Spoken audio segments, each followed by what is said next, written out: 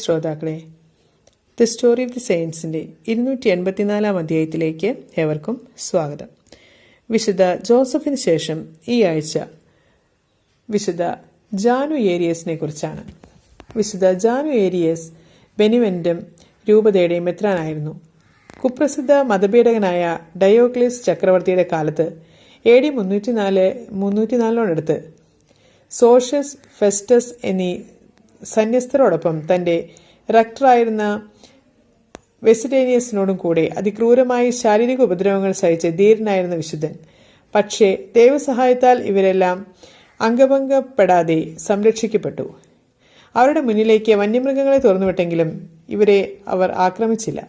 എന്നാൽ പിന്നീട് പുട്ടിയോളിയിൽ വെച്ച് ശിരച്ഛേദനം ചെയ്യപ്പെട്ടു. ഇവരുടെ ശരീരങ്ങൾ തൊട്ടടുത്തുള്ള നഗരങ്ങളിൽ ബഹുമതികളോടെ സംസ്കരിച്ചു. ഇതിൽ വിശുദ്ധ ജാനുയേരിയസിന്റെ തിരുശേഷിപ്പുകൾ നേപ്പിൾസ് നഗരത്തിന്റെ വിലമതിക്കാനാവാത്ത സ്വത്തായി ഇന്നും അവശേഷിക്കുന്നു. വൈദികരുടെ ഗ്രന്ഥത്തിൽ രേഖപ്പെടുത്തിയിരിക്കുന്ന ഇന്നും സംഭവിച്ചുകൊണ്ടിരിക്കുന്ന ഒരു അത്ഭുതം ശ്രദ്ധേയമാണ്. കഴിഞ്ഞ വർഷം നേപ്പിൾസിലെ ആർച്ച് ബിഷപ്പ് ആസ്ഥാനത്തെത്തി ഫ്രാൻസിസ് പാപ്പ വിശുദ്ധന്റെ രക്തത്തിന്റെ തിരുശേഷിപ്പ് അടങ്ങിയ പേടകം പ്രാർത്ഥനാപൂർവം ചുംബിക്കുന്ന സമയത്ത് ഉണങ്ങിയ ഒരു രക്തം പെട്ടെന്ന് ദ്രാവകരൂപം കൈവരിച്ചത് വലിയ വാർത്തയായിരുന്നു. ഒരു പുസ്തകത്തിൽ കർദിനാൾ ഷൂസ്റ്റർ ഈ അത്ഭുതത്തെപ്പറ്റി പ്രകാരം എഴുതിയിരിക്കുന്നു: രക്തം ദ്രാവകമാകുന്ന ഈ അത്ഭുത കാഴ്ച വളരെ അടുത്തു നിന്ന് ഈ ഗ്രന്ഥകാരൻ കണ്ടിട്ടുണ്ട്. ഈ സത്യം സാക്ഷ്യപ്പെടുത്തുകയും ചെയ്യാം.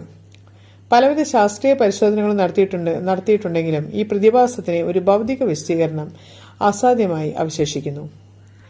ഇനി നമുക്ക് ഇന്നത്തെ ചിന്താവിഷയം എന്താണെന്ന് ശ്രദ്ധിക്കാം. ആരെയെങ്കിലും പ്രചോദിപ്പിക്കുന്ന ഒരു കാര്യവും ചൂണ്ടിക്കാണിക്കാനില്ലെങ്കിൽ കെട്ടിയ വേഷങ്ങളും അഭിനയിച്ച തിരക്കുകളുമെല്ലാം എന്തിനാണ്? നേടിയതൊന്നും നേട്ടമായിരുന്നില്ലെന്ന് തിരിച്ചറിയുന്ന അവസാന ശ്വാസം എടുക്കുമ്പോഴാകരുത്, പിന്നെ തിരുത്താനാകില്ല.